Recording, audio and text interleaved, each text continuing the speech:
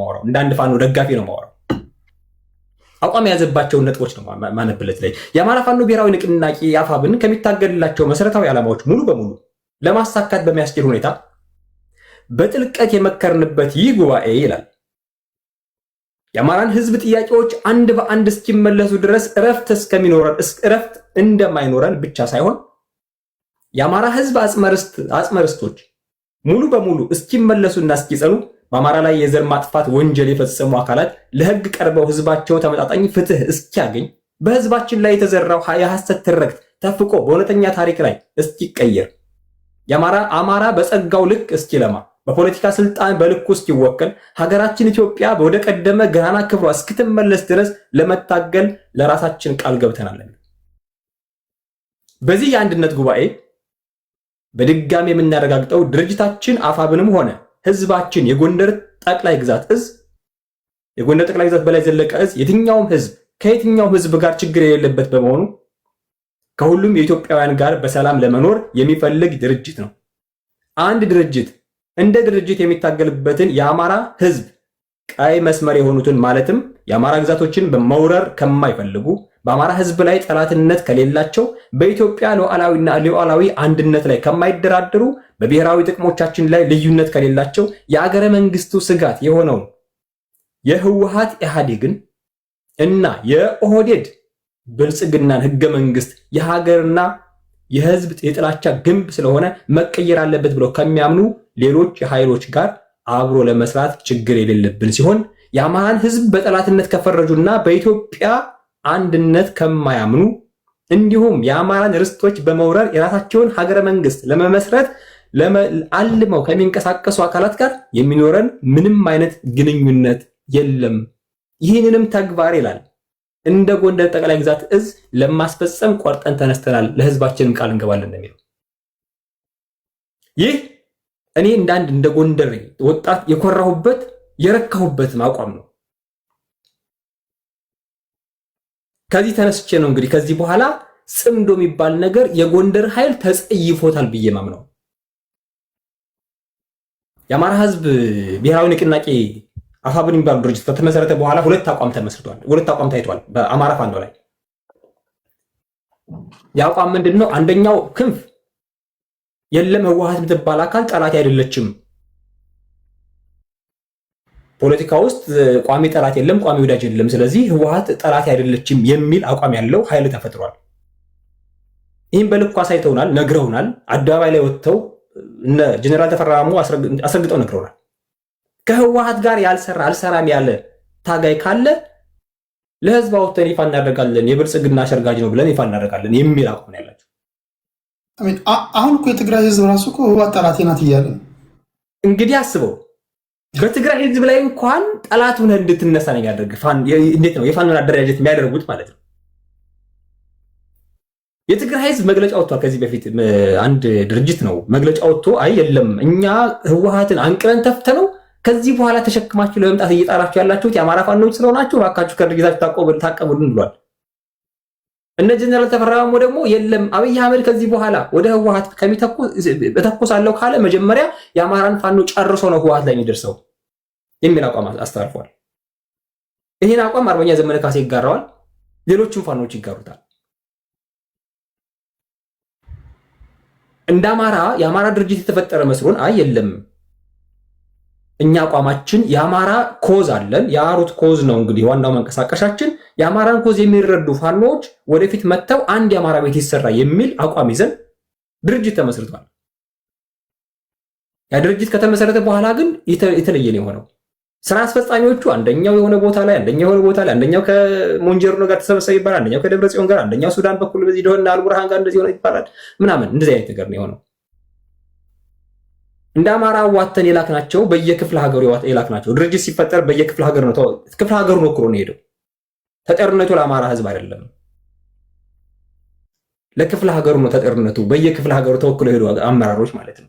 ድምጻቸው ለክፍለ ሀገሩ ነው የሚወከለው። አዋተን የላክናቸው የክፍለ ሀገር ተወካዮች አሉ፣ 5 ተወካዮች አሉ። እኔ እንደ ጎንደር አዋተን የላክናቸው። ያለን አማራጭ ምንድነው? ቤታችንን መስራት። ጎንደር ያለው አቋም ምንድነው በዚህ ጉዳይ ላይ?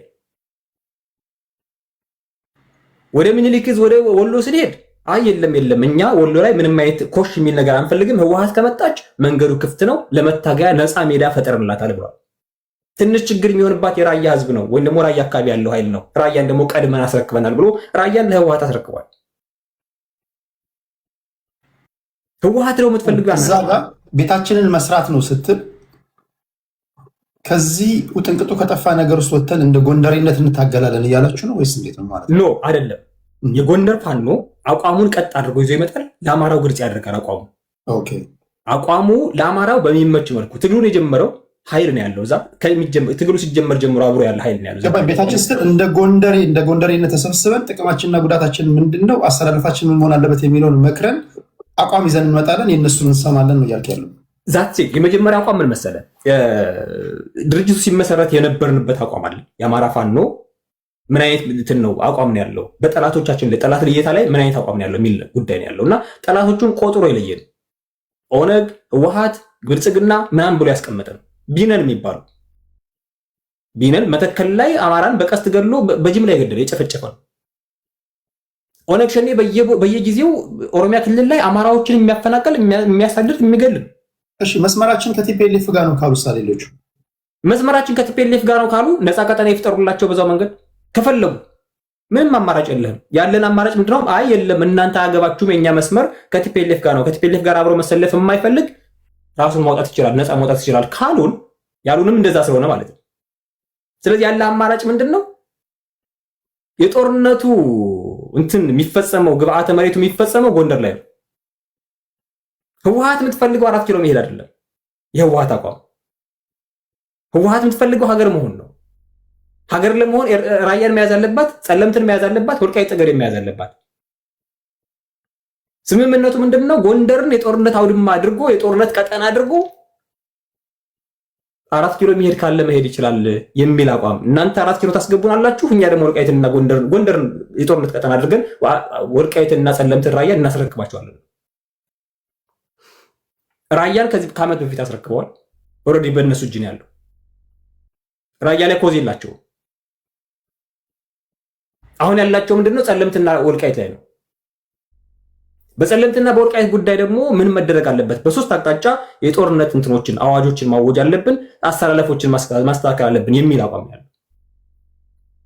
አንደኛው በሱዳን በኩል በሱዳን ኮሪደር ነፃ ቀጠና ፈጥረን ለእናንተ ምቹ የሆነ ቦታ እናዘጋጃለን። ለዚህ ደግሞ አርሚ ሰባ በልኩ መታጠቅ አለበት። በልኩ እንዴት ነው መግባት ባለበት ሰዓት እንዲገባ ይደረጋል፣ መንገድ ይከፈትለታል። በተከዜ በኩል በትግራይ በኩል ቲዲኤፍ ሙሉ በሙሉ መሰልጠን አለበት። ጎንደሮችን በፖሊስ ቢሮ አስገድደን ነፃ ቀጠና እንዲፈጥሩ እናደርጋለን ለእናንተ የሚል ነገር ነው። ወልቃይትን ለማስረከብ ማለት ነው። የጎንደር ህዝብ ይህን ነገር አይፈቅድም። ስለዚህ እኛ ቤት መስራት ያስፈልጋል። ምንድነው ምንድነው ጎንደሮች ምንድነው አቋማችሁ? እናንተ ጎንደር ያለው ኃይል የጎንደር ህዝብ ለዚህ ጉዳይ አቋሙ ምንድነው? ቲፒኤልኤፍ የሚባል ጥንተ ጠላት የሆነ አማራን ለዛውም ደግሞ ጎንደርና ያንኮበር ነው የሚለው ያንኮበር ገዥ መደብ ነው የሚለው እና የጎንደር ህዝብ ታሪካዊ ጠላታችን ነው የሚለው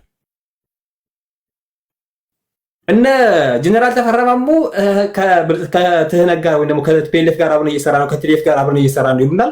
እነ ሞንጀር ነው ደግሞ ወጥተው የሚሉ ምንድነው አልውሃ መለስ እናስከብራለን፣ ሊማሊሞ መለስ፣ ወልቃይት መተማ ድረስ ይሉናል።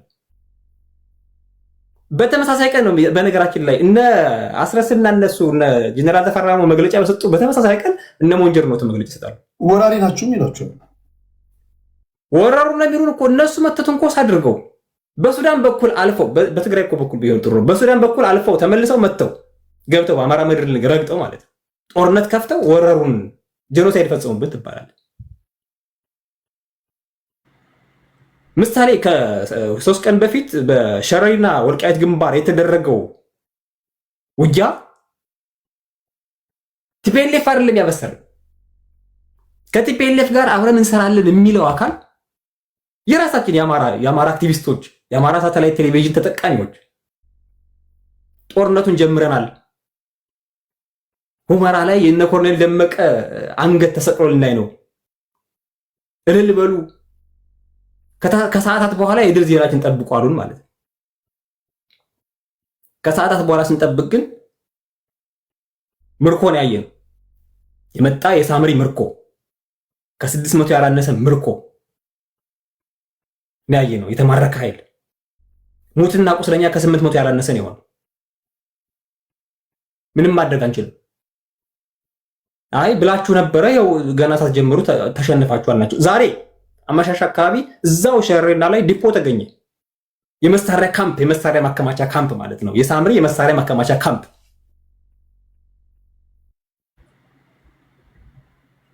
ከዛኛ ወተን ጎንደርና የጦርነት አለባ ልታደርጉ ነው ብለን ስንቃወም ምንድነው የተባልነው? እናንተ የዝናሽ ዳቦ ጠባቂዎች ነው የተባልነው። እናንተ የብልጽግና ገረዶች ነው የተባልነው። የተከሬዘብ ምናምን የደመቀ ዘውዱ እንትኖች ምርኮኞች የሚባል ነገር ተጀመረ ማለት ነው። ቋዶች፣ የሰሪጥ ፖለቲከኞች እንዲህ ያሉ ሰዎች እሱማ ለምደነው እኮ ስማችን አድርገው ተቀብለናል። ስኳድ ሲሉን የስ አመ ስኳድ ብለን እኮ መተናል። ቆየ እኮ እሱ ከ2 ዓመት 3 ዓመት እኮ ተዘመተብን፣ ግን አንዱም ፍሬ አላፈራም። ስለዚህ የጎንደር አቋም ምንድነው? አሁን መጨረሻ ላይ የወሰነው ውሳኔ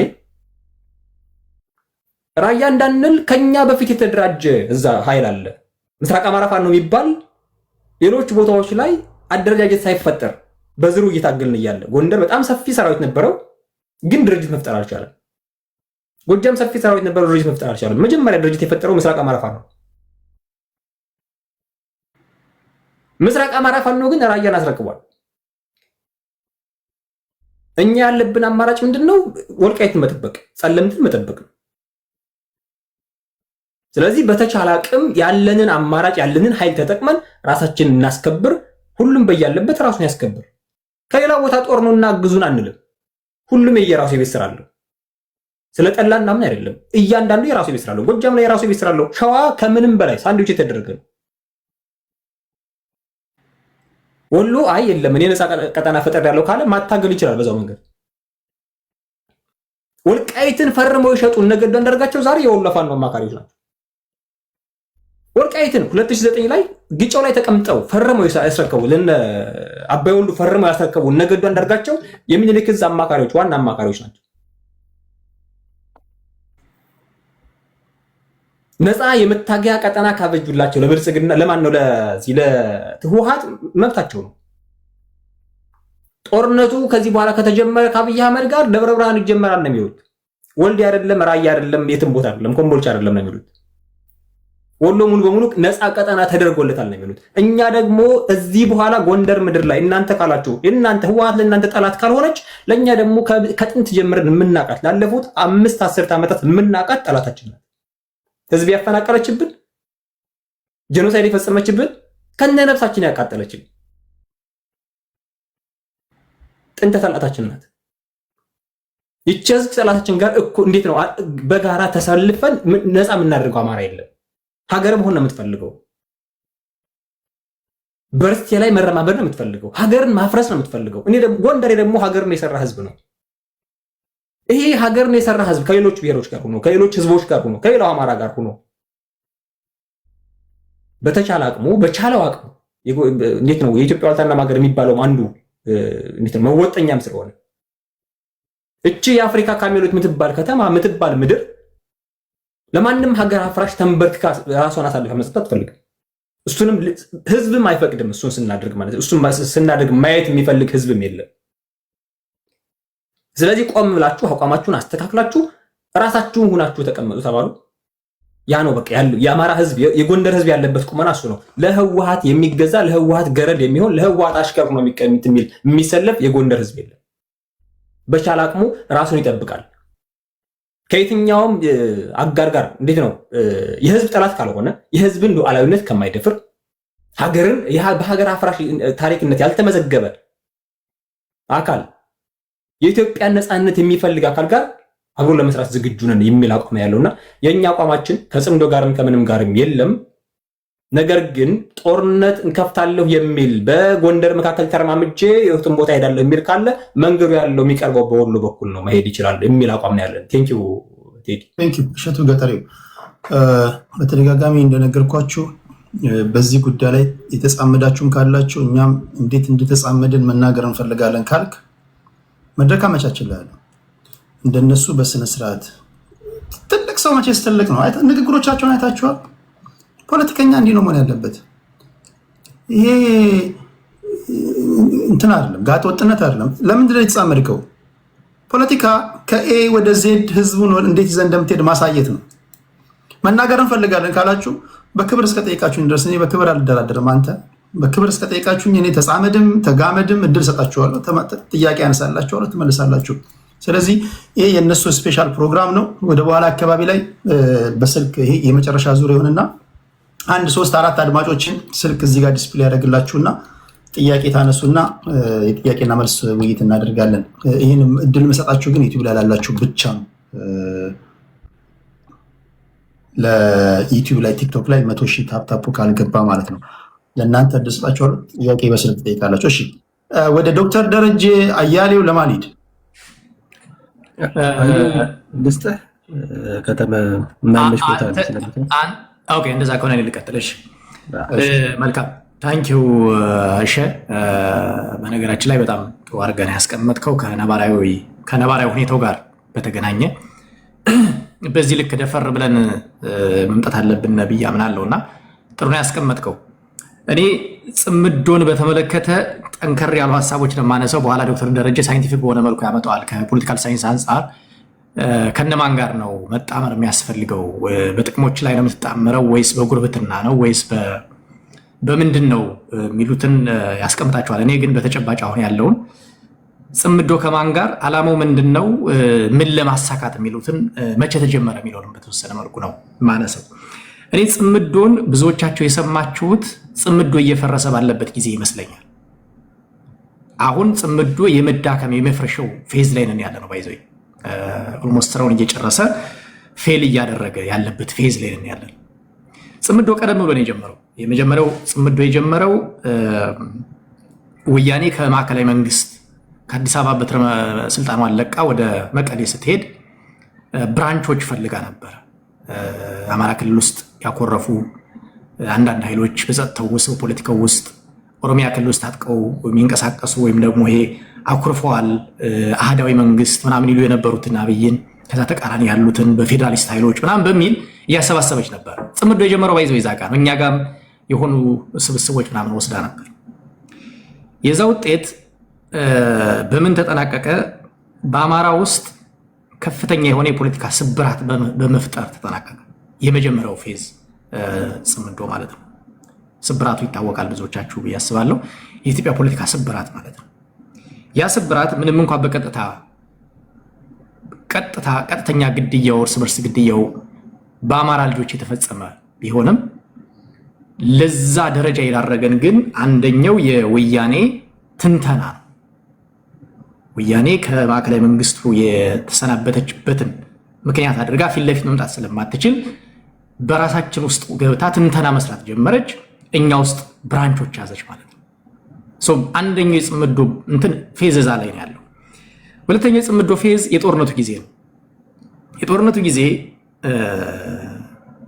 ይሄ ጦርነት የኛ አይደለም የአማራው አይደለም የሚል ካምፔን ነበር። ካስታወስክ ቴዲ ያን ጊዜ አክቲቭ ከነበርክ ይሄ ጦርነት የአብይ አህመድ ጦርነት ነው፣ የሃዳውያን ጦርነት ነው፣ የኢትዮጵያውያን አይደለም ምናምን የሚሉ የሰሊጣውያን ነው፣ የቁራሽ መሬት ምናምን አቀንቃኞች ነው የሚል በርካታ ስሞች የሚሰጡት ነበረ።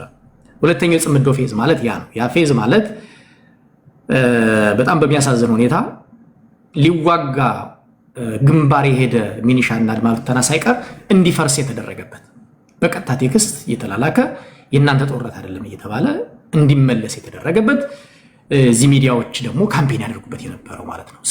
ሁለተኛው ጽምዶ እዛ ላይ ያለው።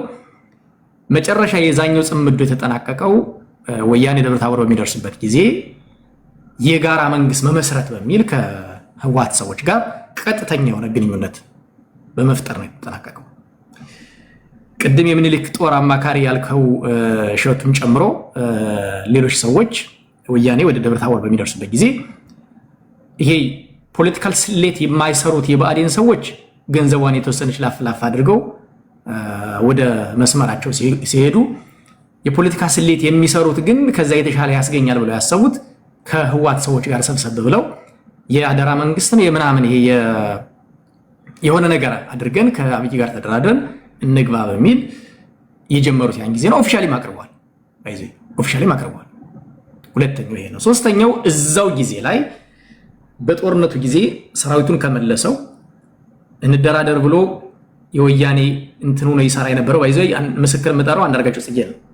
አንዳርጋቸው ጽጌ ምን ብሎ ተናግሯል? የገዱ ኮምፒውተር ላይ ስገባ ምንም ይላየው ነው የሚለው ከህወሓቶች ጋር ምን መስራት እንደሚቻል የጻፈውን ጽሁፍ በጣም ገራሚ ጽሁፍ ምናምን ይላል። ይሄ ሁለተኛው ቲም ነው። ሶስተኛው ቲም አብዛኛው አሁን መንግስትን እየታገለ ያለው ፋኖና ኢትዮጵያውያን ወያኔን በሚዋጉበት ጊዜ ከስር መሳሪያ እየለቀመ የሚነግል ነበር። እዚህ የሚያዳምጥ ሰው ካለ የጋሸና ውጊያን የሚያስታውስ ሰው ካለ ጋሸና ላይ ብዙ ወንድሞቻችን ወድቀዋል። ብዙ ኢትዮጵያውያን ወድቀዋል። የጨበጣ ውጊያ በጣም ከባድ ውጊያ የሚባለው ወይም ከባድ ምሽግ የሚባለው ነው። እዛ ላይ ብዙ ሰዎቻችን አጣናል። እዛ ላይ ግን መሳሪያ የሚነግዱ ጓደኞች ነበሩ። አሁን ፋኖ አመራር የሆኑ መሳሪያ ነጋዴ ነበሩ። ኦኬ ሲሳይ አለ ና ግባ ሲሳይ ካለማ ሲያልታሰበታች እያየሁት በጋሸና ውጊያ ጊዜ በዛ እሳት ውጊያ መሳሪያ የሚነግዱ ነበሩ። አንደኛው ይሄ ነው። ሁለተኛው የዛው ቲም ፓርት ኦፍ ዛት በታችኛው በኩል ዞሮ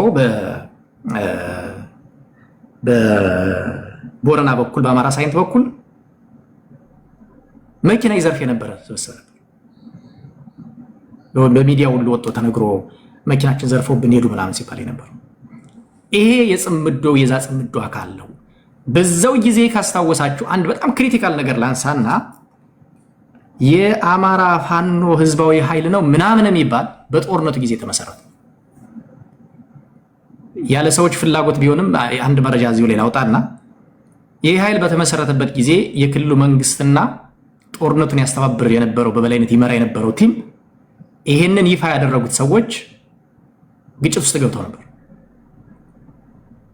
ኢትዮጵያ ጦርነት ውስጥ የአማራ ህዝባዊ ኃይል ታንኪዩ ዲሳባይ ኢትዮጵያ ቀውስስ በገባችበት ጊዜ ተጓዳኝ ኃይል ያቋቋሙት ምን ሊሰሩ ነው የሚል ጥያቄ ተነስቶ በአማራ ቴሌቪዥን ወጥተው ይቅርታ እንዲጠይቁ ያንን የመሰረቱ ሰዎች በአማራ ቴሌቪዥን ወጥተው ይቅርታ እንዲጠይቁ ነበር ስምምነቱ።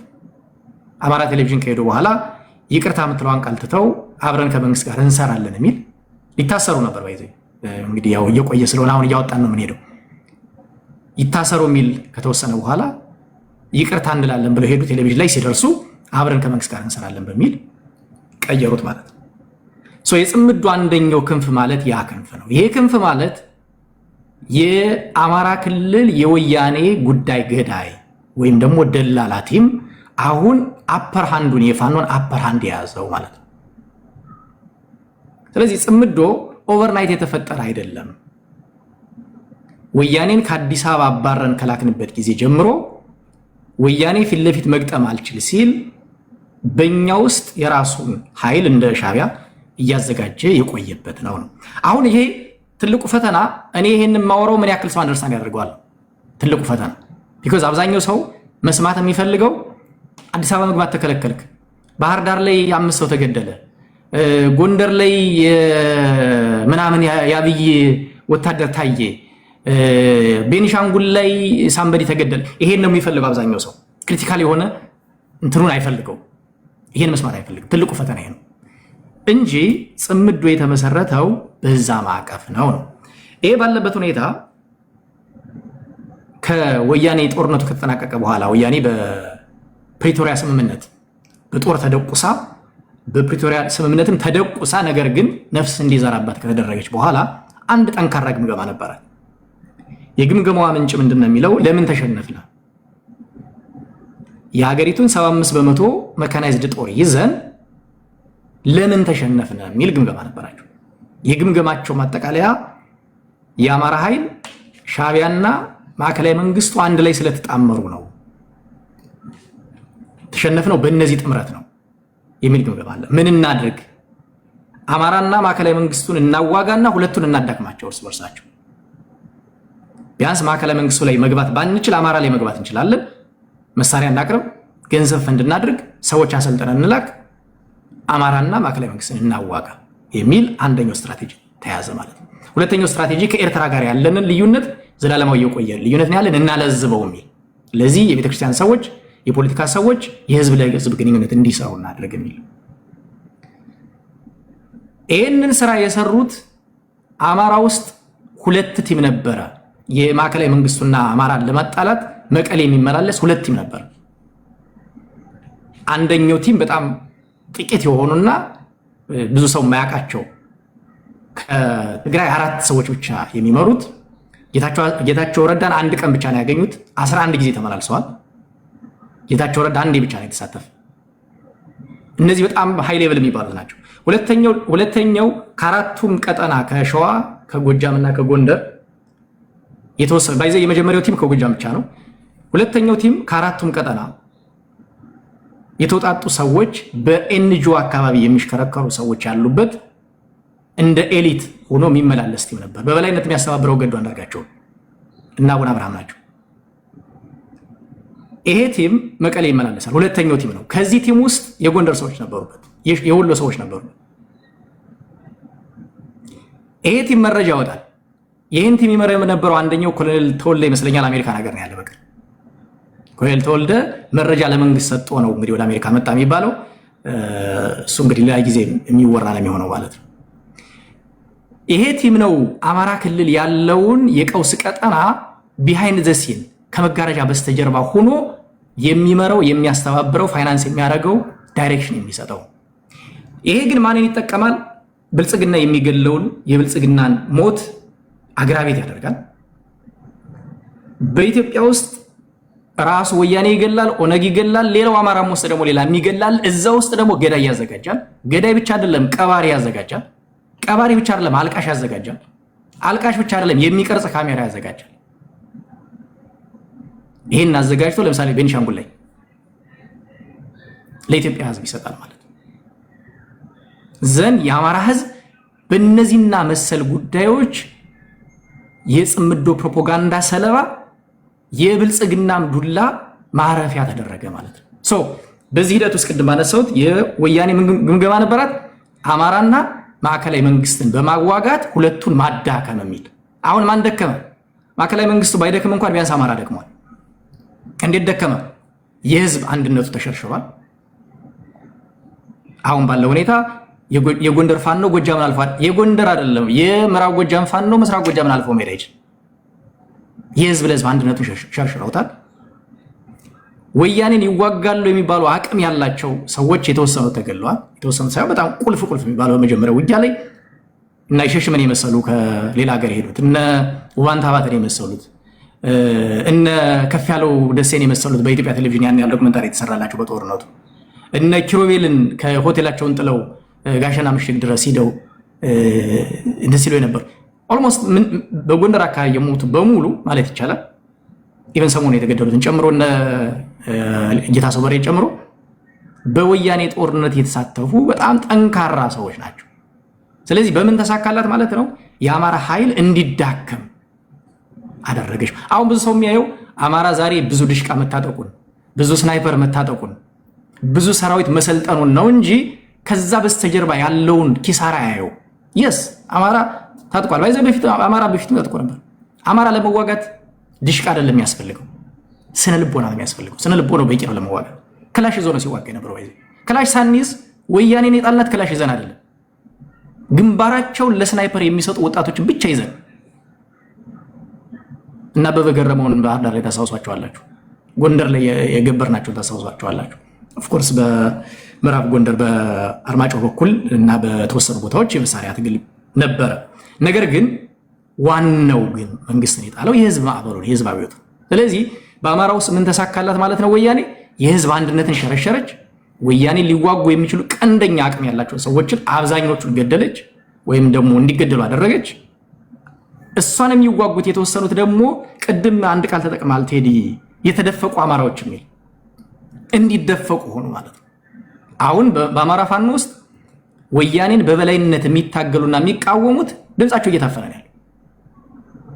ድምጻቸው እየታፈነ እየተደፈቁ ነው ያለው። ስለዚህ የነማን ድምጽ እየጎላ ነው ማለት ነው? የጽምዶ ከወያኔ ጋር ብንሰራ ምን ችግር አለው የሚሉት ኃይል የበላይነት አፐር ሃንዱን ያዘ ማለት ነው።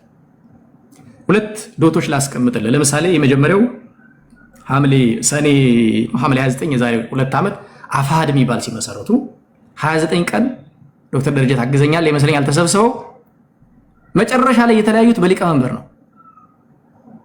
በሊቀመንበር ምርጫ ምክንያት በሌላ አይደለም፣ በሊቀመንበር ብቻ ከሁለት እንዲከፈል ተደረገ። ምክንያት እስክንድር ስለተመረጠ።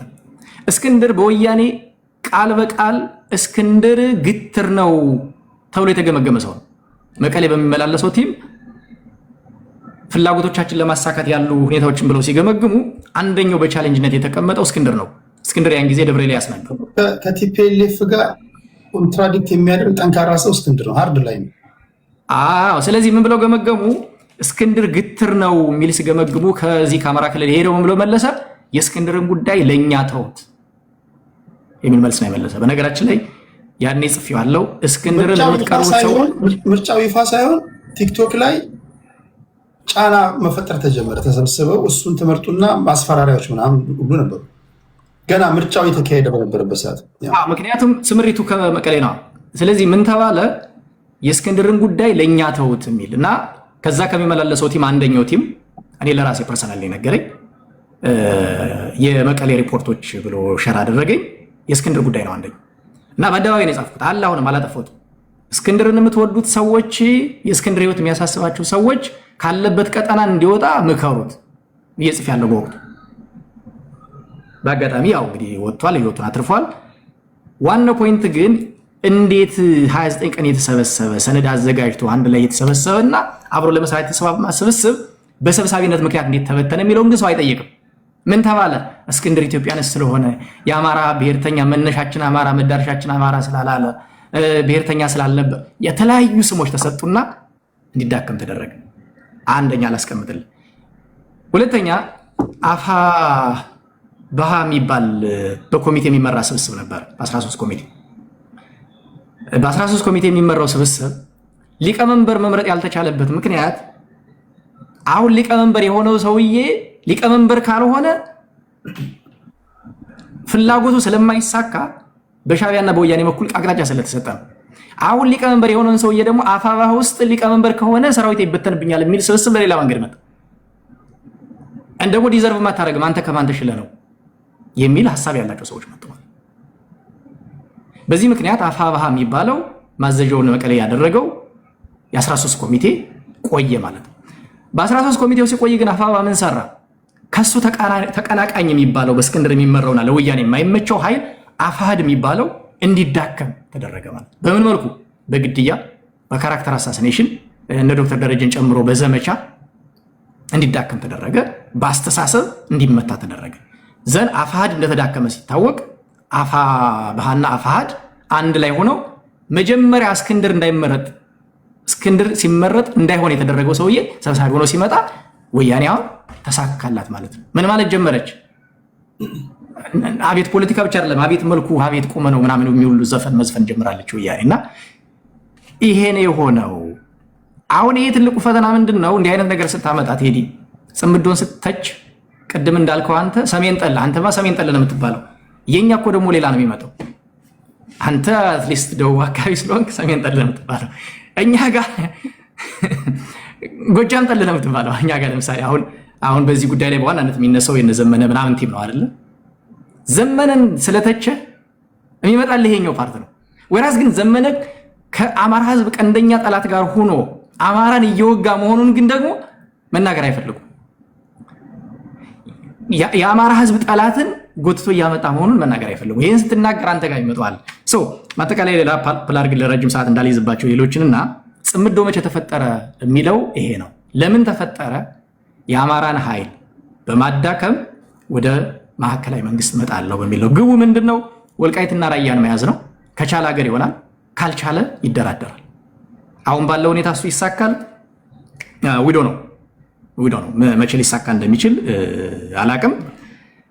ጥቅሙ ምንድነው ካልከኝ ጽምዶ ለአማራ ህዝብ 0.0 ምናምን ጥቅም የለው፣ ጉዳት ነው። ጉዳቱን ግን ልዘረዝርልህ እችላለሁ። ለምሳሌ ቲፒኤልኤፍ የአማራ ህዝብ አይደለም፣ አሁን የኦሮሞ ህዝብ አይደለም፣ የትግራይ ህዝብ ጠላት ነው። ከቲፒኤልኤፍ ጋር ልስራ ብለህ አማራው ስትሄድ ራሱ ጠላት የሚያደርግ ትግሬው ነው። አሁን ትግሬው ራሱ ማለት ነው ህዋትን ያወጣው ያበቀለው የወለደው ማለት ከትግራይ ጋር እየተጣላ ነው ማለት ነው። አፋርን እንደ አማራ ጨፍጭፏል አይደል? ቲፒኤልኤፍ በጦርነቱ ጊዜ ከዛም በፊት አፋር ባይዘው የሚናገርለት ስለሌለ ነው እንጂ አማራ የተጨፈጨፈ አፋርን ነው ጠላት የምታደርገው ከማን ጋር? ከአማራ ጋር። ምን ብለህ? ከቲፒኤልኤፍ ጋር ልሰራ ነው እኔ ከአማራው አብራክ የወጣሁት ከቲፒኤልኤፍ ጋር ሰርቼ ሀገረ መንግስት ልሆን ነው ስትለው ማን ነው የሚሸሽ? አፋሩ ምን ብሎ ጠላት ይዘብ ይመጣ ብሎ ቢጎዝ ተጨፍጭፏል። ሶስተኛ ህዝብ ልጨምርልህ የሙስጠፌን አንድ ንግግር ሌላ ሰው ካልተናገረው እኔ ኮት ላድርገውና ቲፒኤልኤፍ የምትመጣ ከሆነ በቅርብ ነው የተናገረው ስሜነ ባይፈርስ የሚባል ቲፒኤልኤፍ የምትመጣ ከሆነ እኔ ሶማሌ ክልል ይዤ ሀገር ነው የምሆነው የሚል ሾኪንግ እኮ ነው አይደል? ለእኛ እንዴት ሾክ እንደማያደርገን አላውቅም። ለአማራዎች ቲፒኤልኤፍ ማለት ለሶማሌው፣ ለአፋሩ፣ ለቤኒሻንጉሉ፣ ለጋምቤላው፣ ለደቡቡ፣ ለጉራጌው ቲፒኤልኤፍ ባይዞይ ከጠላትም በላይ ነው። ስለዚህ ቲፒኤልኤፍ ጋር ሰራው ስትለው ምን እያልከው መሰለ? ሶማሌን ከኢትዮጵያ እንዲገነጠል እየገፋው ነው። ጠላት እያመጣህለት እንደሆነ እየነገርከው ለአማራ ብቻ ነው የሚመስለው ብዙ ሰው። ስለዚህ የጽምዶ ጉዳይ እዚህ በኋላ እንትንም አይኖርህም እንጂ አሁን ይሄ ድጋሚ በጦርነት 4 ኪሎ የሚመጣ ከሆነ አንደኛ ሀገሪቱ ሰው የላትም ማለት ነው። ሁለተኛ ሊሆን የሚችለውን ነገር ማሰብ አለበት። የመጨረሻ በቁም መሞት ነው። በጠንካራ ቋንቋ ቀር ያለ ነገር ላይ ስቴት ሌጂቲሜሲ ያሳጣል። እንደ ሀገር ስቴት ሌጂቲሜሲን ታጣለህ እንደ ማህበረሰብ። ይገባኛል። እኔ አንዳንዶቻችሁ ይገባኛል። እዚያም ኮሜንት ላይ ያላችሁ ይኸውላችሁ እሷ ላይ ያለ እያወራን ያለነው እንደ ፓርቲ ነው። አንድም ተሳስተው ህዝብን እንደ ህዝብ የጠቀሱበት ጉዳይ አይደለም። የራሳቸውን የወጡበትን ህዝብ ከመጥቀስ ውጭ ጠምዘዛችሁ ቲፒኤልኤፍን መጥላት ህዝብን መጥላት ነው ካላችሁ እናንተም ለምሳሌ ፋኖን መጥላት አማራን መጥላት ነው ማለት ነው። በሌላ አባባል አይደል? ሪቨርስ ሳይኮሎጂ። እያወራን ያለነው እንደ ፓርቲ ነው። እንደ ቲፒኤልኤፍ፣ እንደ ብልጽግና፣ እንደ ፋኖ ነው እያወሩ ያሉት። በዛ ተረዷቸው። ከተረዳ ካልተረዳ የራስህ ጉዳይ። ኮመንት ላይ ያለ ግን የሚናገሩት ንግግር ፍጹም ደረጃውን የጠበቀ ነው እያልኳቸው አያሌው ይቀጥል። ታንኪዩ ለአጠቃል ዶክተር ደረጃ ወደ ሙያዊ ወደ ሆነው እንዲሄድ ፈልጌ ነው። ሰው ጠላት ነው እያፈራልን ያለ ለእኛ ብቻ ለአማራዎቹ ብቻ ሳይሆን ለአማራ ኢትዮጵያውያን ራሱ ጠላት እንዲሆኑት ነው ጠላት እያፈራንለት ያለ። የኦሮሞ ብልጽግናን እንታገላለን ብለን አባቱን ፍደውን ያሳየውን 30 ዓመት ወያኔን ስናመጣለት ከጠላትነት አልፈው አንዳንዶቹ ኢትዮጵያን እስከ መጥላት የሚደርሱ አሉ። ኤግዛምፕል ቅድም እንዳስቀመጡት ማለት ነው። ያን ነው እያመጣ ነው ያለ ነው። ሰው ይሄ ነው። ሌላኛው ግን ወደኛ እስኪ ጠበብ እናደርገውና ቲፒኤልኤፍ ግን ለኛ ማን ነው? ቲፒኤልኤፍ እኮ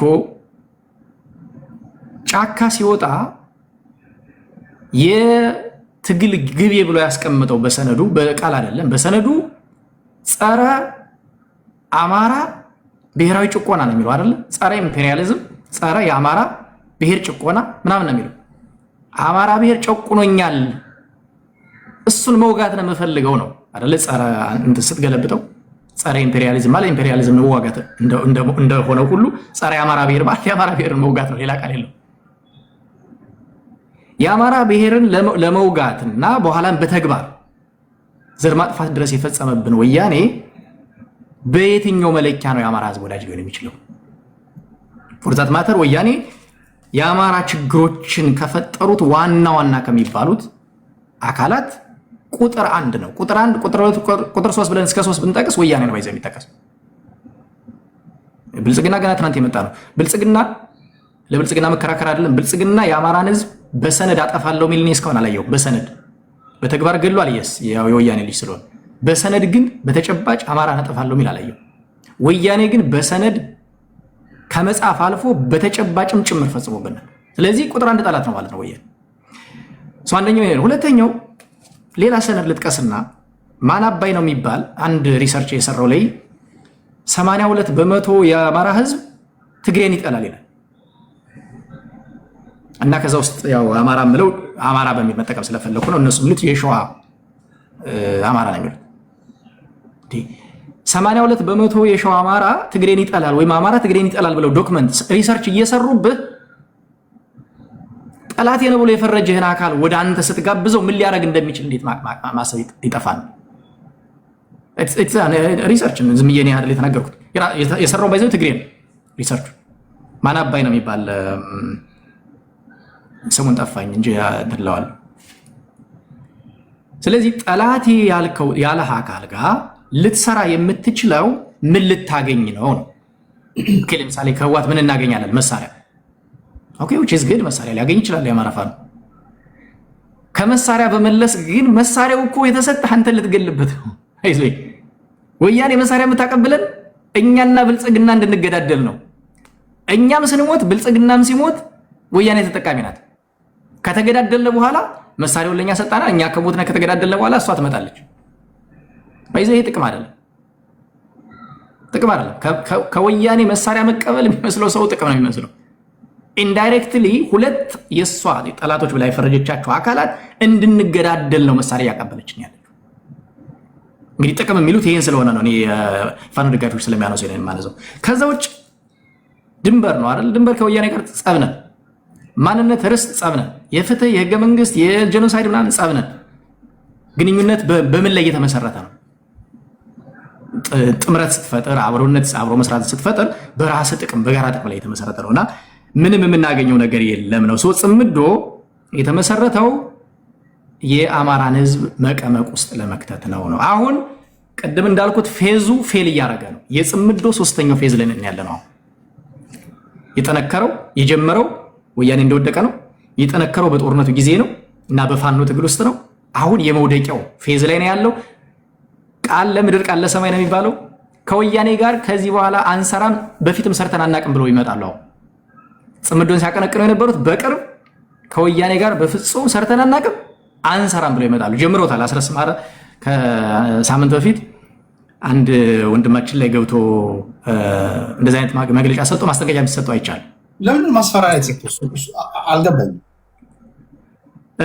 ቅድም እንዳልኩህ የአማራ ፋኖ የሚባለው ሁሉን አይደለም። ፋኖ ስልባይዞይ በጣም ኢኖሰንት የሆኑ ሰዎች አሉ፣ በጣም ብዙ ከልባቸው የሚታገሩ። ነገር ግን ላይኛው የአማራ ፋኖ አመራር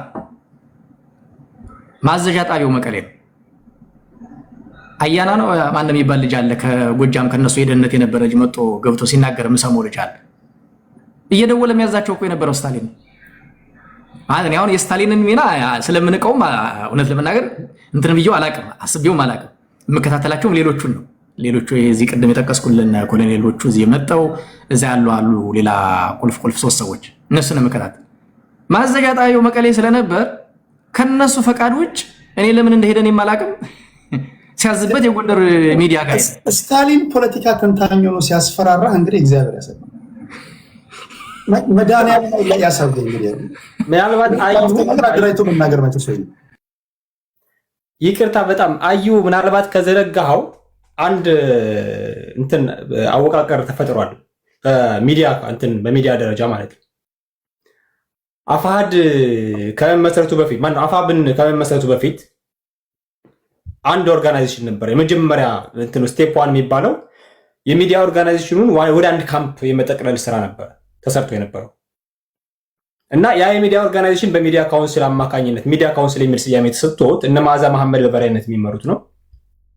ያ የሚዲያ ካውንስል ዋና ዓላማው ምንድነው?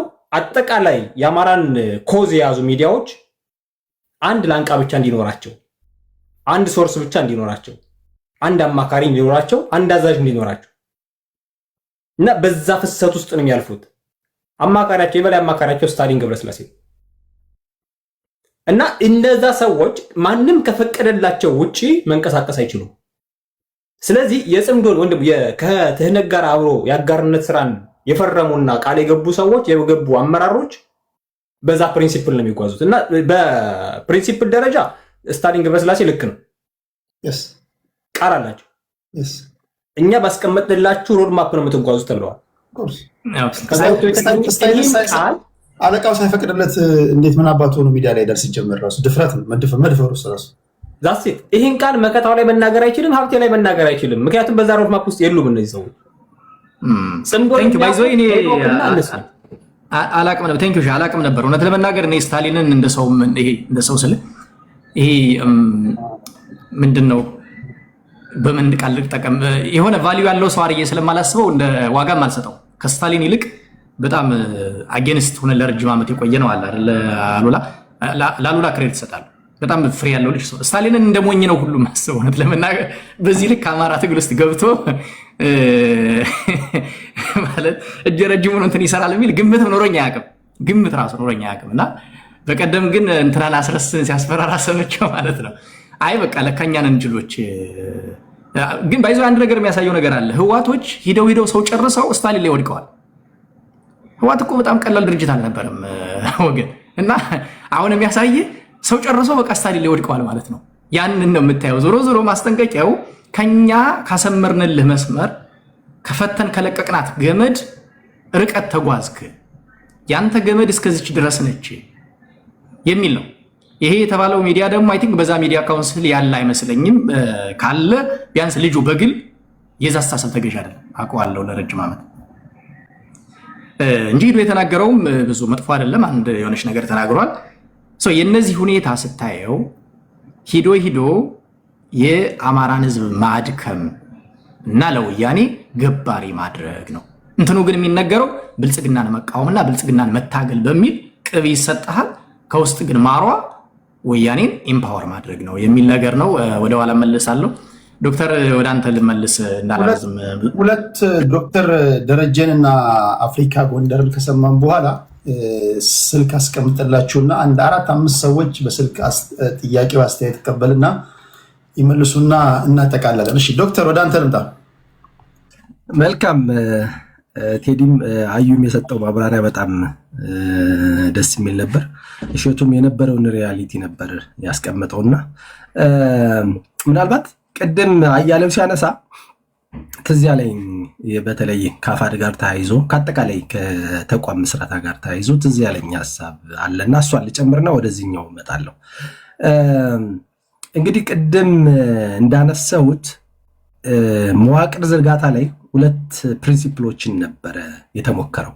የመጀመሪያው መዋቅርን ከላይ ሰርቶ ጨርሶ በኤሊት የሚመራ ሆኖ ወደ ታች ማውረድና ሁሉንም ፋኖ ታጋይ ወደዛ ማስገባት ነበር። እሱ ፌል ሲያደርግ ከታች እያደራጁ ከሻለቃ ጀምሮ ሻለቃ፣ ብርጌድ ምናምን፣ ክፍለ ጦር ከዛ በኋላ ደግሞ ኮር እያሉ ከዛ በአንድ ተቋም ከላይ ማሰር ነው ፕሪንሲፕሉ ነበር። ነገር ግን በዚህ ትግል ውስጥ ከገቡ ሰዎች የተለየ ፍላጎት በተለይ ደግሞ የስልጣን ፍላጎት ያላቸው ቡድኖች ነበሩ። በጣም ጽኑ የሆነ ከህልውና ትግሉ ከአማራ ህዝብ ትግል በላይ ራሳቸውን የስልጣን ዙፋን ላይ ማስቀመጥ የሚፈልጉ ግለሰቦች ወጡ። ያ የመጀመሪያው በትግል ውስጥ 3 ፌዞች አሉ።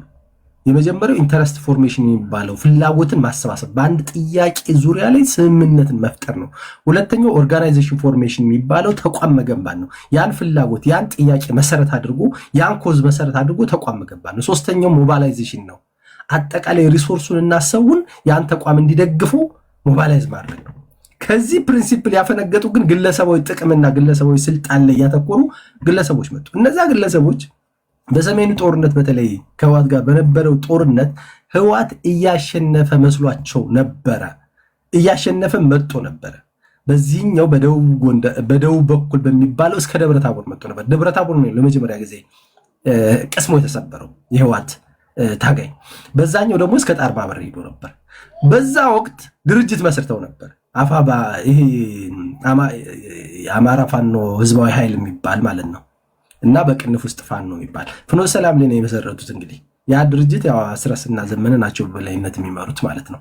እና ያ ድርጅት የተመሰረተበት ዋናው ዓላማ ልክ ህወሓትና ቲፒኤልኤፍ እና ኢፒኤልኤፍ የኤርትራና የህወሓት ታጋዮች ከ1983 በፊት እያሸነፉ ሲመጡ የመሰረቱት መጨረሻ ላይ የመሰረቱት ይሄ ኢህአዴግ የሚባለውን ድርጅት ለመመስረት ታስቦ የተመሰረተ የአማራ ወኪል ሆኖ ለመገኘት የታሰበ ነው።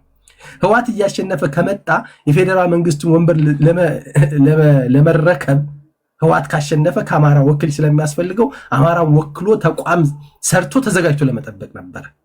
ስለዚህ ዝግጅት እየተደረገ ነበር። ተቋም ተመስሮ ጥምዶ ጽንሰቱ ያኔ ነው የተጸነሰ። እንጣመራለን ህወሓት ካሸነፈ ከህወሓት ጋር ተጣምረን ስልጣንኛ እንይዛለን ተብሎ ታስቦ ያ የአማራ ፋኖ ህዝባዊ ኃይል የሚባል በቅንፍ ውስጥ ፋኖ ብለው የሚጠሩት ፈጠሩት። ነገር ግን አልተሳካም። ያህልም አልተሳካም። ያህልም ያልተሳካበት ምክንያት ኢትዮጵያውያንና አገር ወዳዱ የአማራ ህዝብ ዋጋ ከፍሎ ብዙ መስዋዕትነት ከፍሎ ህዋትን ወደ መጣችበት መልሶታል። በጣም በሰፊ መስዋዕትነት ነው የተመለሰ። ከዛ በኋላ ይህ ትግል ተጀመረ። ይህ ትግል ሲጀመር ያነው ተመሳሳይ ቡድን በቃ ስልጣኑን ኮንትሮል አድርጌ መቀጠል አለብኝ ተባለ እና አፋን ለመጀመሪያ ጊዜ እንግዲህ ከታች ከሻለቃ ተጀምሮ ተሰርቶ በጣም ትግሉ በሚያምር መስመር ላይ እየሄደ ያለ የመጨረሻው ተቋም መሰረት አለብን ተብሎ ቅድም አዩ ያነሳው ከ32 ቀን በላይ ነው እንደው የተሰበሰቡት። ያ ሁሉ 32 ቀን ውይይቱ ዶክመንት ተዘጋጅቶ ዶክመንቱን የሚያዘጋጁት እነዚሁ ሰዎች ናቸው። በእርግጥ ዶክመንት ተዘጋጅቶ መጨረሻ ላይ ግን የተፋረሱት በዚሁ በስልጣን ጉዳይ ነበር። ያው የእስክንድር ቨርሰስ ዘመነ የሚባለው ትርክት መጣ። ከዛ በኋላ ነው እንግዲህ የአማራ ትግል እኔ ካልመረው ጭሬ ልበት ነው አይነት እኔ ካልበለው ጭሬ ልበት ነው አይነት ፕሪንሲፕል የተከተለና በቃ የዚህ የአማራ ህዝብ ትግል ተብሎ የተነሳው ሙሉ በሙሉ ኮዙን የሳተው ኮዙን ስቶ ግለሰቦችን ለማንገስ ብቻ የተደረገ ትግል እስኪመስል ድረስ ካፋድ በኋላ የአማራ ህዝብ ትግል ለሁለት የተከፈለው በአንድ ግለሰብ ስልጣን ምክንያት ነው። እስክንድር መሆን የለበትም ዘመነ መሆን አለበት ተብሎ ሌላ ነገር የለውም። ሌላ የኮዝ ምናምን ጥያቄ ምናምን ያ ዝም ብሎ እንደ ምንድነው ማስክ እንደ ከበር የሚጠቀሙበት እንትን ነው። እኛ በእንቱ በሂደቱ ስለነበርን ነው። እኛም አብረን ስለነበርን ያኔ እኛ የአፋድ ደጋፊ ሁለን ነበረ። በዛ ወቅት በነገራችን ላይ እንትኑ ድምፁን ራሱ የተቀለበሰው በእኛ በዚህ በጎንደሩ ኃይል ነው ድምፁ የተቀለበሰው። የጎንደሩ ኃይል ሁለቱም ድምፅም የአማራ ፋኖ በጎንደርም የአማራ ፋኖ ጎንደር እዝም ሁለቱም ድምፅ ለእስክንድር በመስጠቱ የተነሳ ድምፁ ተቀልብሷል። የተቀለበሰበት ምክንያት ደግሞ ራሱ ካልኩሌሽን ቁጭ ብለን ስብሰባ ተሰብስበን ተወያይተን ቤስት ይሄ ስዋት አናሊሲስ ተሰርቶ የትኛው ነው የአማራ ህዝብ ትግል አሸናፊ ሊያደርገው የሚችለው መስመር የትኛው ነው ተብሎ ተጠንቶ ነው። ዝም ብሎ አይደለም። ያ ድምፅ ዝም ብሎ በራንደም ላይ የተሰጠ ድምፅ አይደለም። የእስክንድርን ፓስት ሂስትሪ እና ከረንት ያለውን አቋሙን ታይቶ ነው። ከዛ በተጨማሪ ዩኒፋይንግ ፓወር ለአማራ ኮዝ ዩኒፋይንግ ፓወር ሊሆን የሚችል አካል ማን ነው ተብሎ ነው። ዝም ብሎ በስሜትና በሌላ በመሰለኝና በደሳለኝ የተመሰረተ አልነበረም። እንደዛ ሲሆን ግን አፈነገጠ። እኔ ስልጣን አልያዝኩም ያለው አካል ማለት ነው። ከዛ በኋላ ቀጣይ የተመሰረተው እንግዲህ አፋባ የሚባለው ድርጅት ሲመሰረት አሁንም ተመሳሳይ ጥያቄ ነው የመጣው። የስልጣን ጥያቄ፣ የግለሰብ ጥያቄ ነው። አሁንም ዘመነ መምራት አለበት የሚባለው ጥያቄ ነው የመጣው።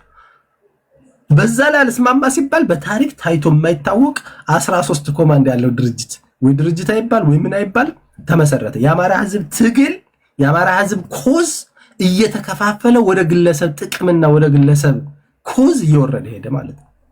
ትልቁ ግራንዱ ኮዙ የአማራ ህዝብን ከደረሰበት በደል ነፃ ማውጣት የሚለው ግራንዱ ኮዙ ተረስቷል። ከ13ቱ በኋላ የተፈጠረው አፋብን አሁን ያለው ራሱ እንደ ድርጅት አፋባና አፋድ ይዋሃዱ ሲባል ኖ ይፍረስና አፋድ ይፍረስና ወደ ክፍለ ሀገር ኮታ ይሄድ። ምክንያቱም የአፋድ መሪ እስክንድር ነው። እንደ ድርጅቱ ነው ከመጣ እስክንድርና ያው የሚወዳደሩት እስክንድርና ያነኛው 13 ነው። 13 እና እስክንድር ሲወዳደር ደግሞ በተለያዩ ክራይቴሪያዎች እስክንድር የተሻለ ነው። ስለዚህ እስክንድር መሪ ሊሆን ሆነ ማለት ነው። በዚህ በአፋብን ሲመሰረት ራሱ እሱ እንዳውም ምን ተደረገ? ወደ ክፍለ ሀገር ይበተን ተባለ። ወደ ክፍለ ሀገር አፋር ሲበተን እኛ የተቃወምንበት ማለት እኔ ፐርሰናሊ ከአፋብን ደጋፊነት የወጣሁበት ማለት ነው። አንደኛው ፕሪንሲፕል ወደ ክፍለ ሀገር ሲበተን እስክንድር ተንሳፋፊ ሆነ። ክፍለ ሀገር የለውም እስክንድር። ስለዚህ ክፍለ ሀገር ተወክለው ሲመጡ የፖሊሲና ስትራቴጂ መመሪያ ያደረጉት 13ኛ ላይ ያስቀመጡት እሱማ ከኋላ ተጨማሪ ሰው ተብሎ ሲገባ ነው 13ኛ ሰው የተቀመጠው እንጂ መጀመሪያ ላይ ወደ ክፍለ ሀገር ኮተው ተበተነ። ወደ ክፍለ ሀገር ጎንደር ይሄን ያህል አምጣ፣ ጎጃም ይሄን ያህል አምጣ፣ ወሎ ይሄን ያህል፣ ሸዋ ይሄን ያህል አምጣ ሲባል እስክንድር ቤት የለውም፣ የሚያመጣው የለውም። ስለዚህ እስክንድርና እንትና ተቀመጡ ቆዩ ተባለ። በኋላ ትመጣለህ ተብሎ ማለት ነው። ያኔ አፋድን አወርደ ክፍለ ሀገራዊ ኮታ ከሆነ ላለፉት 2 ዓመት ድርጅት እናቆማለን ብለን የከፈልነው መስዋዕትነት ያን ሁሉ ዋጋ መና ማድረግ ነው። እንደገና ወርደ ክፍለ ሀገር ኮታ አድርገህ የክፍለ ሀገር ውስጥ ስትገባ ደግሞ ክፍለ ሀገር ማንን ልላክ ከሌላክ ሌላ ፈተና ውስጥ ነው የሚከተል። እንደዛ መሆን የለበትም ብለን ተከራከርን። የሚሰማ ሰው ግን ያው አልነበረም እና ወደ ክፍለ ሀገር ኮታ ከወረደ በኋላ አሁን በክፍለ ሀገር ኮታ የአማራ ህዝብ ግራንድ ኮዙ ወደ ክፍለ ሀገር ኮዝ ተቀየረ ማለት ነው። መጀመሪያ ስንነሳ እንደ አማራ ተጠቅተናል። የአማራ ህዝብ በኢትዮጵያ ፖለቲካ ውስጥ ብዙ ጥቃት ደርሶበታል። በኢትዮጵያ መሬት ውስጥ ብዙ በደል ግፍ ደርሶበታል። መመለስ አለብን ካለ በኋላ እንደገና የአማራን ኮዝ ዲኮንስትራክት አድርገን ወደ ክፍለ ሀገር ኮዝ ወስደን የክፍለ ሀገር ተወካይ ነው ማምጣት የተፈለገው። ያ የተደረገበት ምክንያት ደግሞ ለአንድ ግለሰብ ስልጣን ለማውጣት ነው ማለት ለሌላ ለተሻለ ኮዝ፣ ለተሻለ ስትራቴጂ፣ ለተሻለ ስልት፣ ለታክቲክ ቢሆን ኑሮ ጥሩ ነበር። ወይም ትግሉን ለማሻገር ቢሆን ጥሩ ነበር። የሆነ ግለሰብ ስልጣን ላይ ለማውጣት ተብሎ ግዴታ የአማራን ትልቁን ኮዝ መካድ ግን የክፍለ ዘመኑ ክደት ነው። በወንድሞቻችን ደም ላይ መቀለድ ነው። በወንድሞቻችን ደም ላይ መነገድ ነው። መጨረሻ ላይ የሆነው እንደዛ ነው። ሆኖ ግን ምን ሆነ? አፋብን የሚባለው እርስ በርሱ የማይግባባ አንድ ወደ ግራ አንድ ወደ ቀኝ የሚስብ ሆነ። በጥላል ልየታ ስምምነት የሌለው በሬት ዓለም ምናምን ስምምነት የሌለው እርስ በርሱ እንኳን የማይነጋገር እስካሁን ወደፊት የሚስብና ወደኋላ የሚስብ ቡድን ተጣምዶ የአማራ ህዝብ ከፍተኛ አደጋ ላይ እንዲወድቅ ተደርጓል ማለት ነው። ያ ጽምዶ የተባለው መጀመሪያ ላይ ያነሳውት ቡድን ግን በአፋብን ላይ እንደ ጋንግሪን ተጭኖ አፋብንን ተጠቅሞ ሌላ ሁለተኛ ጽምዶም ፈጠረ ማለት ነው። ከቲፒኤልኤፍ ጋር እንደገና ከህወሓት ጋር ጽምዶን ፈጥራለን። አሁን ወደ ሳይንቲፊካል እንትኑ እንምጣ። ጽምዶ የሚለው ጥምረት ነው፣ ሌላ ነገር የለውም። ወደ አማርኛ ሲቀየር ጥምረት ከሳይንስ አንጻር ከፖለቲካል ሳይንስ ከዓለም አቀፍ ግንኙነትና ከስትራቴጂ ጥናት አንጻር በሶስት ነው የሚከፈለው። ወይ ታክቲካል ነው ወይ ስትራቴጂካል ነው ወይም ደግሞ በቅፍ ላይ ለዋል የሚባለው ነገር በእንግሊዘኛው ባንድ ዋግኒንግ ይባላል። ታክቲካል ከሆነ በአጭር ጊዜ የሚፈጸሙ ጉዳዮችን ለመፈጸም ሲባል በጋራ እንስራ የሚባለው። ለምሳሌ ቅንጅት የሚባለው በ1997 የፈጠረው ጥምረት ነበረ። የተለያዩ ፖለቲካ ፓርቲዎች ነበሩ። ኑ በጋራ ነውና እናሸንፍ ብለው የተጣመሩበት ማለት ነው። መጨረሻ ላይ ነው ያደረጉት። ተመሳሳይ ነው። የምርጫ ዘመቻ ስታደርግ አይ በጋራ ዘመቻ እናደርግ ወይም ደግሞ ከተቃራኒ ፖለቲካ ፓርቲ ሆነህ በአንድ ላይ እንስራ ብለን የምታደርጋት አጭር የሆነች ረጅም ጊዜ የማይሄድ የተወሰነች አጭር ጎል ለማሳካት የሚደረግ ነው ታክቲካል። ስትራቴጂካል ከሆነ ደግሞ ወዴት ነው የምንጓዘው? የመጨረሻ ህልውናችን ምንድን ነው? የት ላይ ነው የምናርፈው ተብሎ ለረጅም ጊዜ ጥቅም ተሰርቶ የህዝብ ጥቅም በየትኛው መንገድ ነው ሊረጋገጥ የሚችለው ተብሎ የሚደረግ ነው። የመጨረሻው ግን በአንድ ዋግኒንግ የሚባለው ሁለት አይነት ናቸው። በነገራችን ላይ አንደኛው የጅብ ጥምረት ነው፣ ሌላኛው ደግሞ የማታለል ጥምረት ነው። ይህኛው ጥምረት ግን እኔ በጣም ደካማ ነኝ፣ አቅም የለኝም፣ ጠንካሮች ሊበሉኝ ነው።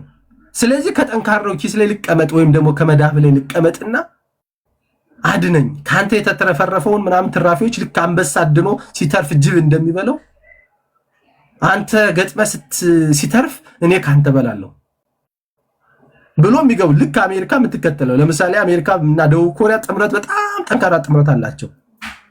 ምክንያቱም አሜሪካ ብዙ ጊዜ ሰሜን ኮሪያዎች ደቡብ ኮሪያን የአሜሪካ ልጅ ይሏታል። አሜሪካ ናት የምታሳድጋት። ሁሉ ነገር ወታደር አለ እዚህ ቤዛ አላቸው ምናምን ሁሉን ነገር የሚሰጧቸው እንደዛ ነው። አይላንዶች አሉ። ለምሳሌ አሜሪካ የምታስተዳድራቸው አይላንዶች ማለት ነው። ዩሮፕንም በተመሳሳይ በተወሰነ ደረጃ አሜሪካ እንደዛ አይነት ጥምረት ፈጥራ ነበር በማርሻል ፕላን በሚባለው ማለት ነው። አጠቃላይ በእሷ ስር ሆኖ የአሜሪካን ኢንተረስት ማስጠበቂያ መሳሪያ። አሁን የምንጠይቀው ጥያቄ ጥምዶ ምንድን ነው? ታክቲካል ነው? ስትራቴጂካል ነው? ወይስ የዚህኛው በቅፋችሁ ላይ በህዋት እቅፍ ላይ ለዋል ነው? ከዚህ ላይ ስጠይቅ ቃሉ ራሱ አማርኛ ነው አይደለም፣ ጥምረት ነው አማርኛው ማለት ቃሉ ራሱ አጌንስት አማራ ነው። ኦኬ ኢፍ ጋይስ አር ኢን ዘ ድራይቨር ሲት ላይ ከሆናችሁ በራሳችሁ ቋንቋ በተሰየመ ስም ነው መጣመርም የነበረባቸው። ስሙ ራሱ እኮ አማርኛ አይደለም፣ በአማርኛ ነበር ከስሙ ራሱ።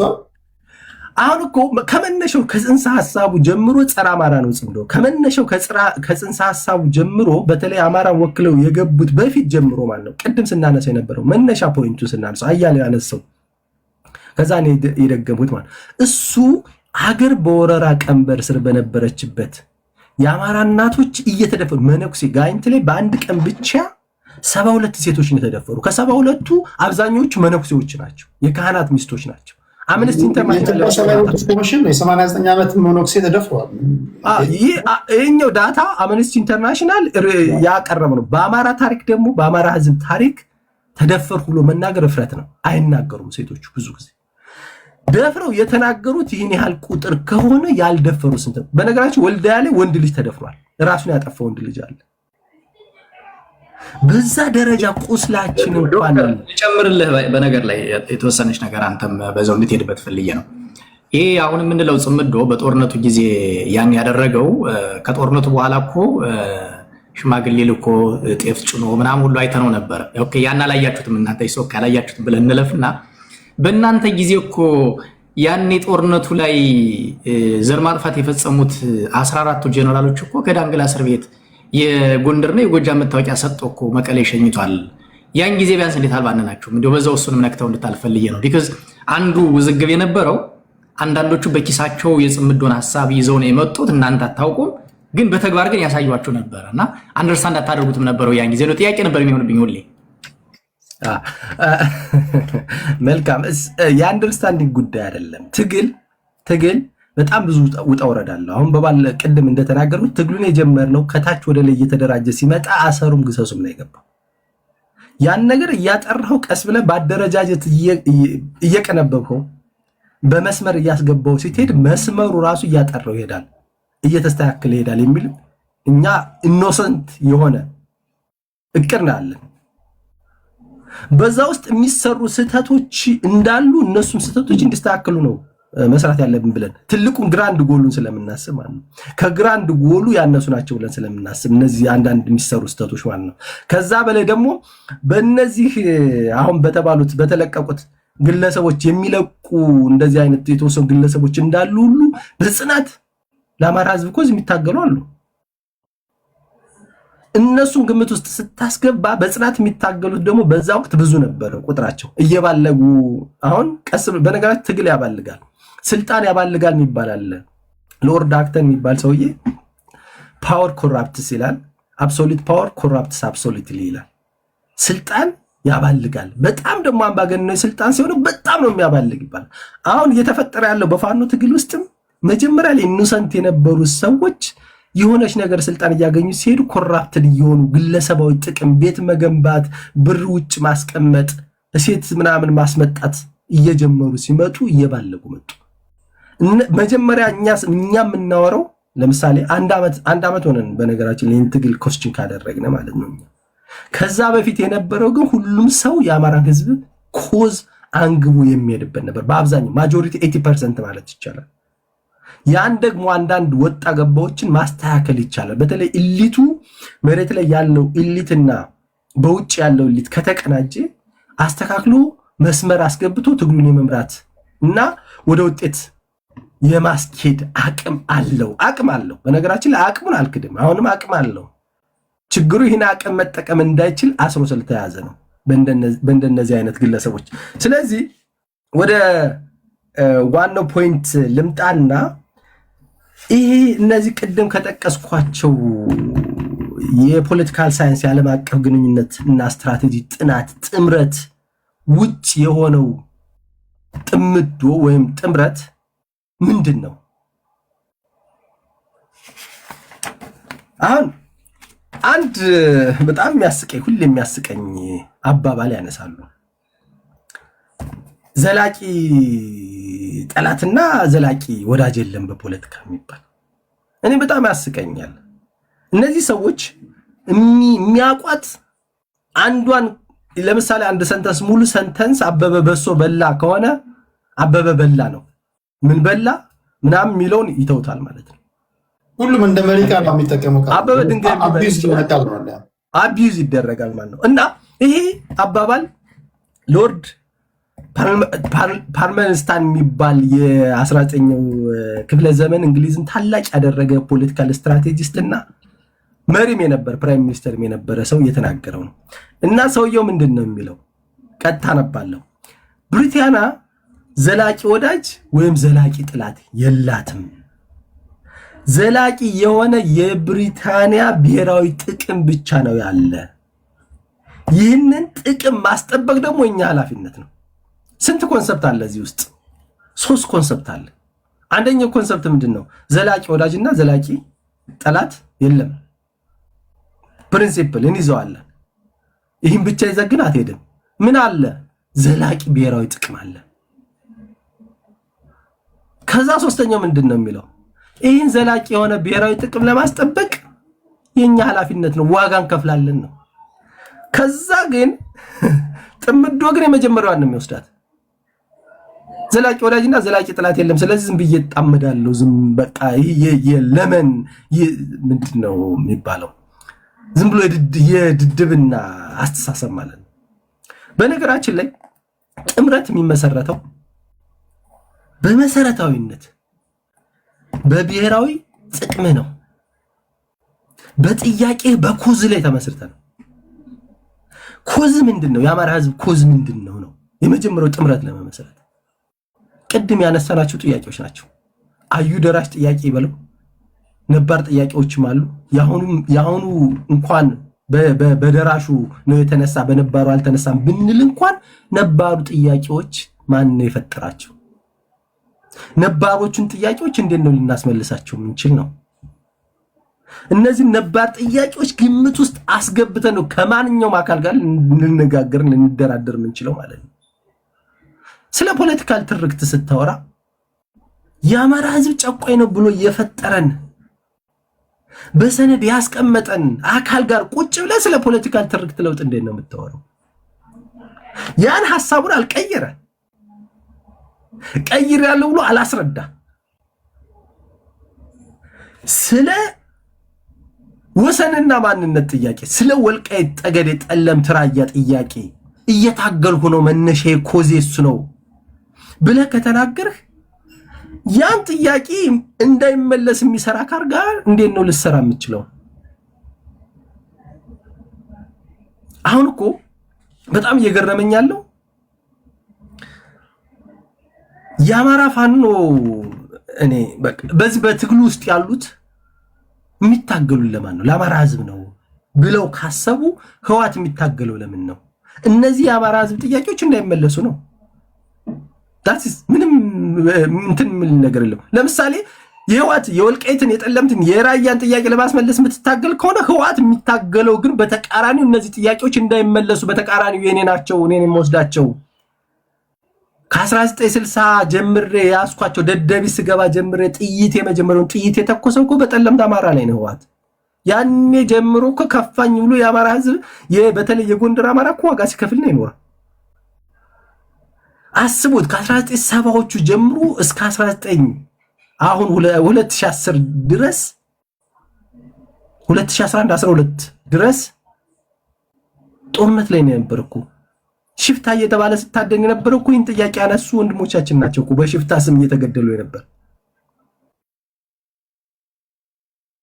ይህን ቡድን መልሼ አመጣለሁ እጣመራለሁ ማለት ሳይንቲፊካሊ ቲዮሬቲካሊ ወይም ደግሞ በዚህ ምንድነው ፋክቹዋሊ ኦን ግራውንድ መሬት ላይ ያለው ፋክት አይሄድም አብሮ።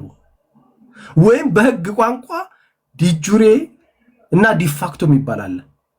በህግ አግባብና በመሬት ላይ ባለው እውነታ የሚባል ጽንሰ ሐሳብ አለ። በሁለቱ ጽንሰ ሐሳብ በህግም ተቃራኒ ነው።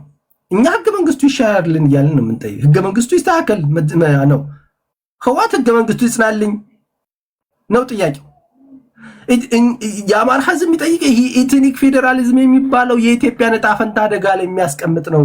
ኢትዮጵያ የሚባለው ማንነት አፈራርሶ ዲኮንስትራክት አድርጎ የኢትዮጵያ ማንነት አጥፍቶም ቅይጥ የሚባለውን በተለይ ለኢትዮጵያ ዋልታና ማገር የሆነውን ተሳስሮ የያዘውን ቅይጥ የሚባለው ማህበረሰብ ማንነት አሳጥቶ ከፈለገ ወደ ጎሳ ይገባል ካልፈለገ ተንጓሎ ይቀራል ብሎ ኢትዮጵያን አጽንቶ የሚይዘውን መሐለኛውን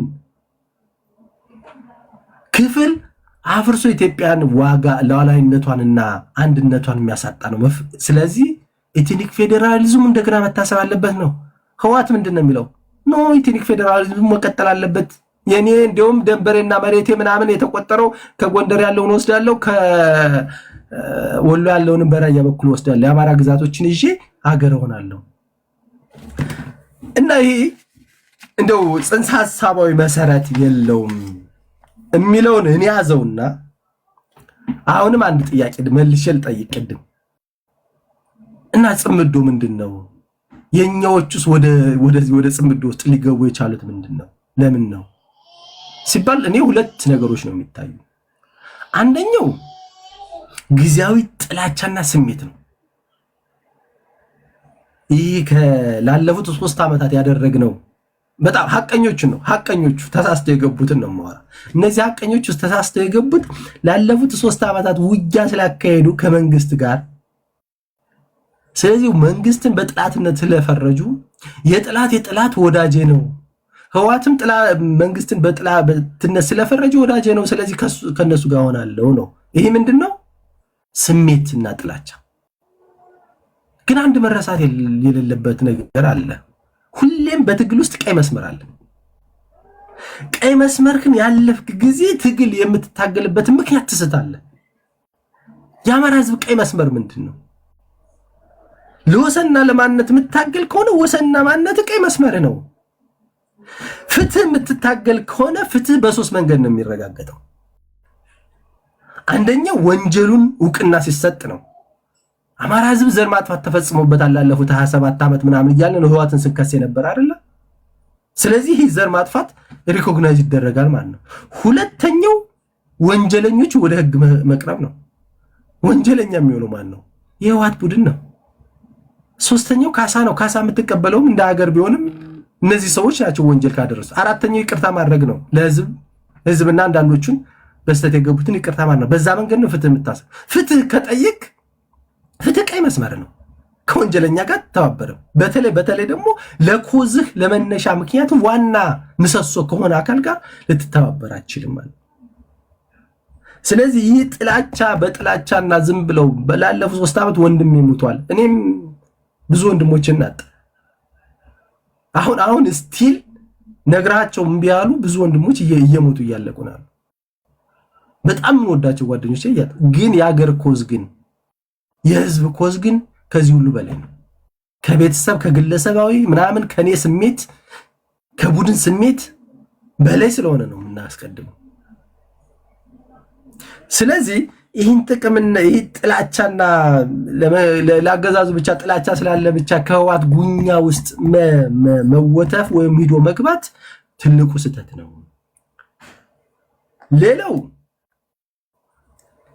ጥቅም ነው። አስልቶ የገቡት ቡድን አለ። አስልቶ የገባ ቡድን ከህወሓት ጋር ተነጋግሮ ህወሓት መሬት ቢወስድ የሚወስደው የጎንደር መሬት ነው። በአብዛኛው ወልቃይት የቁራሽ መሬት ምናምን እያሉ የሚያሳንሱት ኮዙን ማለት ነው። ወልቃይት ደም ነው፣ ማንነት ነው። ማንነት የቁራሽ መሬት ከዛ ነው። ቁራሽ መሬት ቢሆንም በዛች ቁራሽ መሬት ላይ ማንነት ካለበት ዳስ ማንነት ፋቅ ነው እኮ የሚባለው። መሬቱ አይደለም ይታይ መሬቱን ብናየው ወልቃይት ራሱ 40% ነው የትግራይ ነው የሚሆነው ማለት ይቻላል። የወልቃይትና ፕላስ የራያ 40% ነው የሚሆነው። ግን ማንነቱ ነው መተተል። ወንጀል ነው የተፈጸመበት ወንጀል ነው መተተል። ማይካራ ላይ ብቻ የተጨፈጨፈው በጥናት እንኳን የተለየው ከ1500 አማራዎች በላይ ደማቸው ነው መተት ያለበት። ግን እነዚህ ሰዎች ግን አንደኛው የስልጣን ጥቅም፣ ሁለተኛው ህወሓት ብትወር የምትወረው በዚህኛው ጎንደር ነው በዛኛው ወሎ ነው የምትወስደው የራያ መሬት ነው። እስካለውም ብትመጥ ምን አገባኝ፣ ስለዚህ እኔን እስካልነካይ ድረስ ምን አገባኝ የሚል የግብስ ይህ ግብዝነት ከአማራነት የወረደ የሆኑ ግለሰቦችን ስብስብ የተወሰነች ጎጥ እንኳን አትለው ክሊክ ስብስቦች የነሱን ጥቅም ብቻ ለማርካትና የተወሰነ ስልጣን እንሰጣለሁ ስለተባለ ብቻ ትልቁን የአማራን ኮዝ፣ ትልቁን የጎንደርን ህዝብ ኮዝ፣ ትልቁን የወሎ ህዝብ ኮዝ፣ በአጠቃላይ ትልቁን የኢትዮጵያን ኮዝ ራሱ መጣል ነው። በነገራችን ላይ ጥምዶ ከጥምዶ ጀርባ ያለውን ኃይል ማየት አለብን። ከጥምዶ ጀርባ ማን አለ? አንደኛው ቁጥር አንድ ልንጠቅሰው የምንችል ሱዳን ነው። ሌላው ቁጥር አንድ ልንጠቅሰው የምንችል ግብጽ ነው። የግብጽ የሱዳን ፍላጎት ምንድን ነው? ግብጽ ጥቅሟን ማስጠበቅ ነው። ሱዳን በተመሳሳይ ደረጃ ደካማ ኢትዮጵያ ፈጥራ የምትፈልገው መሬት ያው እዚሁ መከረኛ ጎንደር ይዛ መሄድ ነው። ሌላዋ ያው ኤርትራ ናት። ኤርትራ በፈር ዞን ማዘጋጀት ነው የምትፈልግ። እዚህ ላይ መሀል ላይ ጦርነት መቼም ጠንካራ ኢትዮጵያን ኤርትራ ትፈልጋለች ብሎ የሚያስብ ፖለቲከኛ ካለ ቡልሺት። በጭራሽ አይደለም። ኢትዮጵያ ጅቡቲ እንኳን ጠንካራ ኢትዮጵያን አይደለም፣ ኤርትራ ጅቡቲ እንኳን ጠንካራ ኢትዮጵያን አትፈልግም። ሶማሌ እንኳን ወይም ሶማሌላንድ ብትል ጠንካራ ኢትዮጵያ ጠንካራ ሶፍት ፓወር እንደ ሚሊታሪውን እንተውና ሶፍት ፓወር ይኖራታል። ኢኮኖሚካሊ ፓወርፉል ትሆናለች። ኢኮኖሚካሊ ፓወርፉል ከሆንክ ደግሞ ያው ኤሌክትሪኩን ማየት እኮ ነው። ወደ ሱዳን የሚሸጠው ኤሌክትሪክ እኮ ዋን ፓወር ነው እኮ፣ ሶፍት ፓወር የሚባለው ነው እኮ። ለጅቡቲ የነበረውና ለሃርጌሳ ሶማሊላንድ ስንሰጠው የነበረው የትምህርት ዕድል እኮ የሶፍት ፓወር መገለጫ ነው። ስለዚህ እነዚህ ኃይሎች ጥቅማቸውን አስልተው ነው።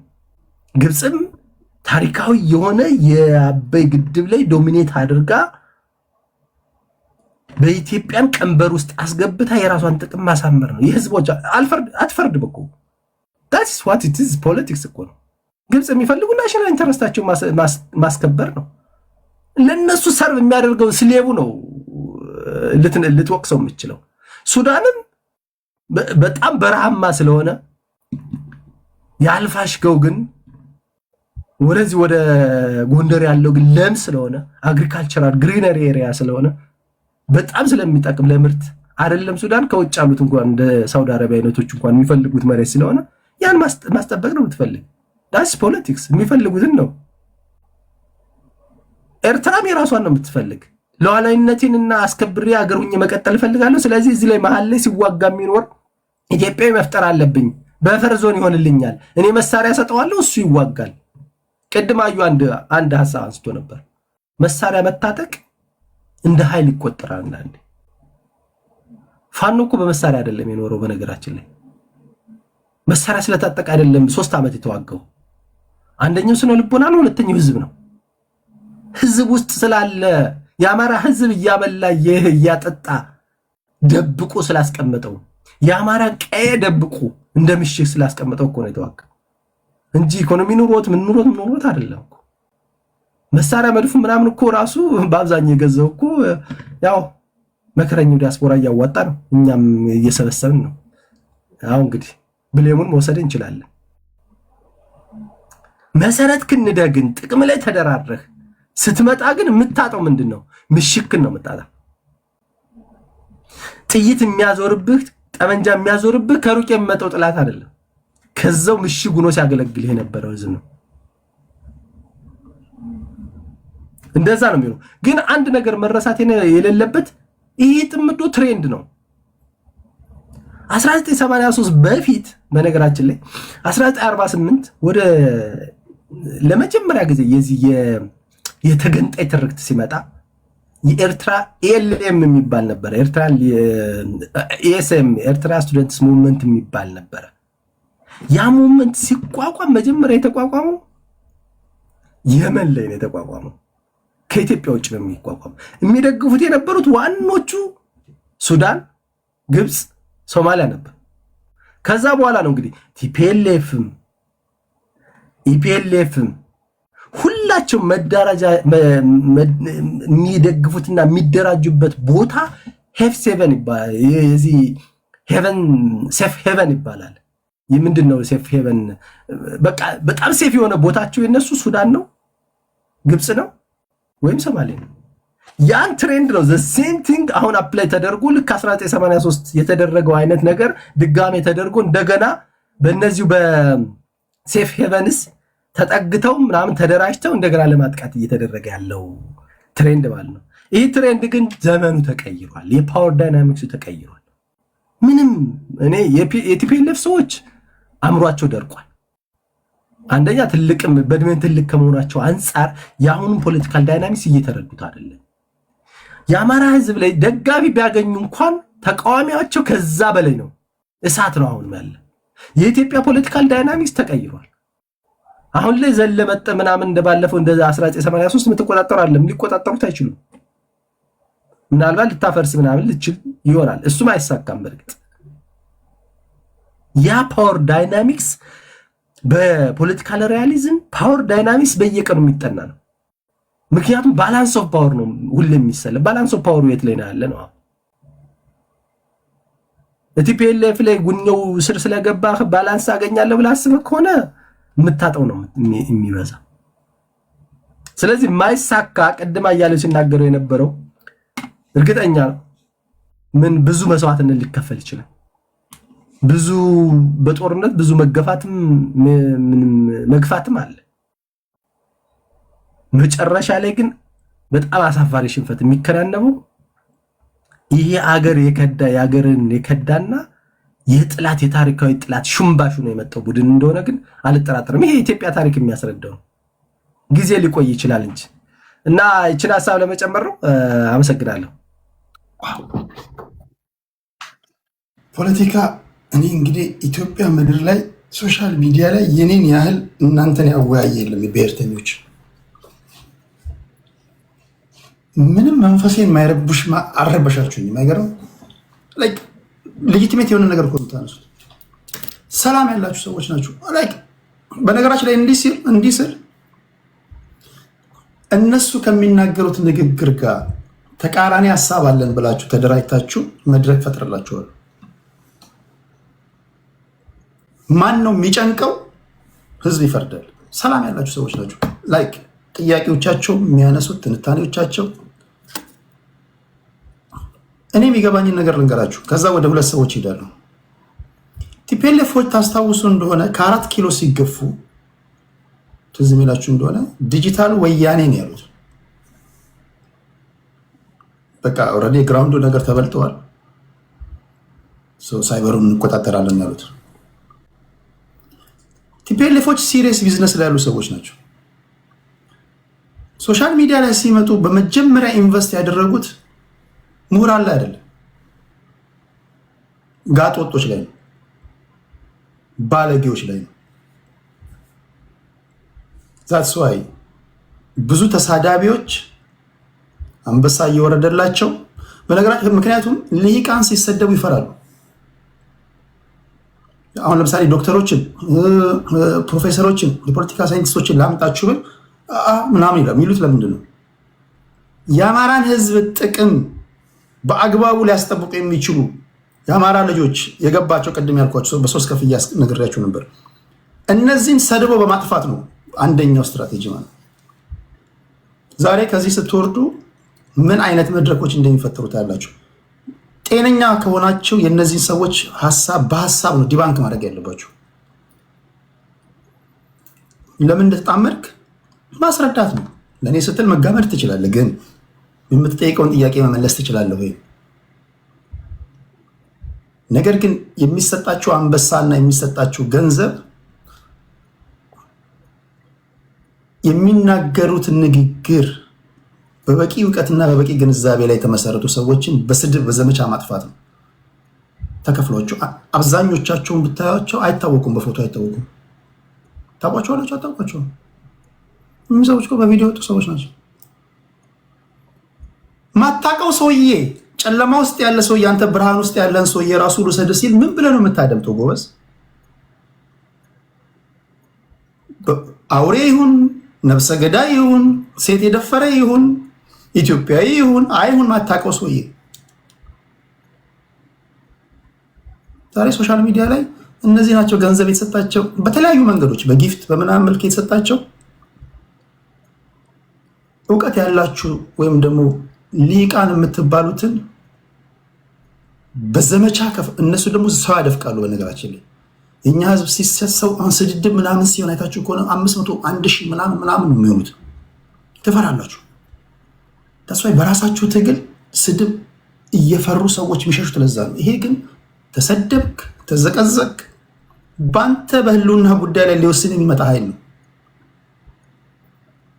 ሰው የሚሞትበት ጉዳይ ነው። ስለዚህ በአመክንዮ ላይ ተመስርተ የምትከራከር ከሆነ መከራከር አለብህ እንጂ ሌሎቻችሁ ተሰድባችሁ ፈርታችሁ ምናምን መመርመራቅ የለባችሁም። ያው ፎቶዎቻቸው ለማይታዩ ሰዎች አንደኛው አማራ ፖለቲካ ውስጥ የገቡ እንዲህ ያሉ ሰዎች ናቸው። እኚህ ደግሞ ባለጌ ስለሆኑ አፋቸው ስለሚፈራ ያሰላስላሉ፣ ለወትሮ ያሰላስላሉ የምትሏቸውን ሁሉ አድፍቀዋል እኮ። አንዳንዴ ዶክተር እንትና የሚባለው ሰውዬ በጋጥ ወጥነት ዶክትሬት ዲግሪ ከጫነ ሰውዬ ጋር ይወያያሉ እኮ። አያቸው አንዱ ሲስተም ይሄ ነው። ሊቃኖች ላይ ኢንቨስት ቢያደርጉ ነው በአመክንዮ ነው የሚከራከሩት። አያሌው ጋር መጥቶ እንዲህ እንዲያርግ ቢለው አያሌው ዋይ እንዴት ምናምን ብሎ ሊጠይቅ ይችላል። እናንተ እንዴት ብላችሁ ነው ዶክተር ደረጃ ልጠይቁ ትችላላችሁ። ኩዌሽን ታደርጋላችሁ። ጋጥ ወጥ ላይ ኢንቨስት ካለ ከአንበሳውን ነው የሚፈልገው። አንተ ከፈለክ ባፍጥም ተደፋ እዛ ጋር ድብልቅ ይውጣ ዘዶን ኬር። እናንተ ድብድቡ በሚካሄድበት መሬት ላይ ዘመድ አላችሁ፣ ቤተሰብ አላችሁ፣ ቀያችሁን ታውቃላችሁ፣ መግቢያ መጫውን ታውቃላችሁ። ቦምብ ፈነዳ ሲባል ትደነግጣላችሁ። የማታውቀው ሰውዬ አንተ ተወልደ ባደክበት አካባቢ ላይ መጥቶ እንደፈለገ ይውደም ይፋፋም ሲል እንዴት ሆነ ነው የምታደምጠው? ራሱ ያኛው ገንዘብ ስለተከፈለው ነው። ደቡብ ይሁን ምስራቅ ይሁን ሰሜን ይሁን አታውቅም። ሰው ሲሪየስ የሆነ ነገር ላይ እንዳላችሁ ማወቅ አለባችሁ ለማለት ያለው። ነገም አሁን ጥያቄ ከዚህ በኋላ ከሁለቱ በኋላ ሳስገባችሁ ጥያቄ ትጠይቋችኋላችሁ። ተጣመድን ለምትሉም ሰዎች በተቻለ መጠን መድረክ አዘጋጅላለሁ፣ በሲሪየስ መድረክ አዘጋጅላለሁ። መተት እናገራለሁ በስነ ምግባር ማለት ነው። ይሄ እንደዚህ ፈነጫለሁ እንደዚህ ወንትነላለሁ እንዳታ አይ ቲንክ እንተዋወቃለን ብዬ አስባለሁ። ግን ተደራጅተህ መተህ የተጻመዳችሁ ኃይሎች አይ እኛም ለምን እንደተጻመድን ማስረዳት እንፈልጋለን ካላችሁ መድረክ ሰጣችኋለሁ። ካላልክ የራስህ ጉዳይ፣ ምንም ላደርግልህ አልችልም። ታፕታፕ ለምታደርጉ ከልብ ነው ማመሰግነው። ከፌስቡክ ከዩቲዩብ እያደመጣችሁ ላላችሁ ከዛ ስልክ አስቀምጥላችሁና እየደወላችሁ ጥያቄ እንድታነሱ አደርጋለሁ። ቴዲ ሐዋሳ ድራይቪንግ ስኩል አለላችሁ። ቶሮንቶ በእግር ጥሯችሁ ወደ ካናዳ የምትመጡ ካላችሁ እኔን ኮንታክት አድርጉኝ። አሁን ህግ እየጠበቀ ነው በኦንታሪዮ ደረጃውን የጠበቀ ህጋዊ እውቅና ያለው ትምህርት ቤት አለ። እናስተምራችኋለን፣ እናሰለጥናችኋለን፣ የመንጃ ፍቃድ ባለቤት እንድትሆኑ እናደርጋችኋለን። ህግ እየጠበቀ ነው። ከዚህ ቀደም ዝም ብላችሁ ድራይቪንግ ላይሰንስ ትይዙ ነበር። አሁን እንደዛ አይደለም። ኢትዮጵያ ነድቻለሁ ማለት ብቻ በቂ አይደለም። ለዛ ደግሞ እኛን ኮንታክት አድርጉ፣ እንዴት ማድረግ እንዳለባችሁ በቶሎ ህግ እየጠበቀ ሳይሄድባችሁ የመንጃ ፍቃድ ባለቤት እንድትሆኑ እናደርጋችኋለን ለማለት ያህል ነው። ታፕታፕ ላደረጋችሁ ከልብ አመሰግናለሁ። 124,000 ላይ ያለ ነው። እንደ ተወያዮቹና እንደ ደረጃቸው ግን 124,000 ታፕታፕ በጣም ያንሳል። እንደ ብዛታችሁ ፕሊስ ታፕታፕ አድርጉ። ታፕታፕ እያደረጋችሁ ላላችሁ ከልብ ነው የማመሰግነው። ከሁለት አይ ቲንክ ያላወሩት አፍሪካ እና ንግስት ናት። ከዛ ያስገባት እናንተ እያወራችሁ አንድ ሁለት ጥያቄ ይቀበላሉ የምትሉት ነገር ከሌለ ማለት ነው። አፍሪካ እድል አልወሰደችም በዚህ አጀንዳ ላይ በጽምዶ ላይ የእሷን ሀሳብ እንስማ። ያ ወደ አፍሪካ ነው መጣው። ከዛ ከአፍሪካ በኋላ ወደ ንግስት እመጣለሁ። በፍቅር ታፕታፕ እያደረጋችሁ ላላችሁ ለቴዲ ሐዋሳ ቋሚ አድማጮች ወዳጆች ልባይ ምስጋና ይድረሳችሁ። እየተቃጠልክ እየተናደድክ ካለ አይ ዶንት ኬር። እኔ ማደርግልህ ይሄንን ነው። የተለያዩ ሀሳቦችን ነው እንድታደምጡ ማደርገው። ተናድጃለሁ አጀንዳ የፈረሰ ካልክ ለኔ ከቡርጂ ካሊፋ ላይ መውደቅ ትችላለህ። አይ ዶንት ኬር። እኔ አላይንመንቴ ከሀገሬ ጋር ነው። ትንገታችሁ ከሀገሬ ጋር ነው። በፕሪንሲፕል ምጓዝ ልጅ ነኝ እንጂ ጠዋት ሌላ ከሰዓት ሌላ ማታ ሌላ አንበሳ ስለሰጠኝ ጠዋት ሌላ ነብር ስለሰጠኝ ከሰዓት ሌላ መቀደድ ልጅ አይደለሁ ማይ ፍሬንድ።